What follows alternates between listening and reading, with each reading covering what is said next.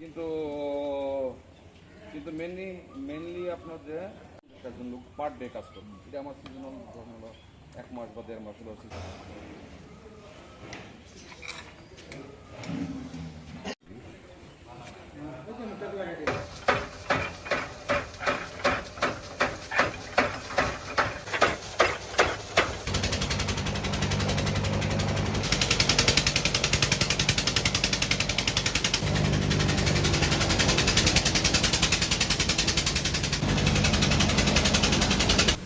আসন্ন ঈদুল আজহা 2026 উপলক্ষে আমাদের জামালপুর জেলায় 1,07,000 গবাদি পশু রয়েছে, যেগুলো কোরবানির যোগ্য। আমাদের জামালপুর জেলা চাহিদা রয়েছে 82,000, জেলাগুলোতে সরবরাহ দিতে পারবো। আমাদের খামারি রয়েছে 12,184টি খামার।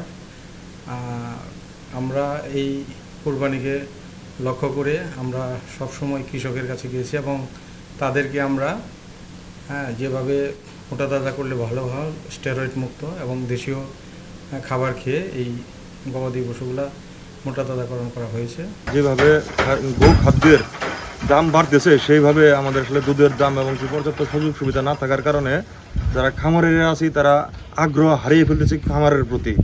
আমাদের সরকার যদি এদিকে একটু সুনজর দেয়, দ্রব্যমূল্যের ঊর্ধ্বগতিটা যদি একটু নিয়ন্ত্রণ করে এবং পাশাপাশি যদি ভর্তুকির কোনো ব্যবস্থা করে, সেক্ষেত্রে হয়তো বা আমরা এটা সম্প্রসারণ করতে পারবো। অন্যথায় আমাদের বিকল্প চিন্তা ভাবনা করতে হবে।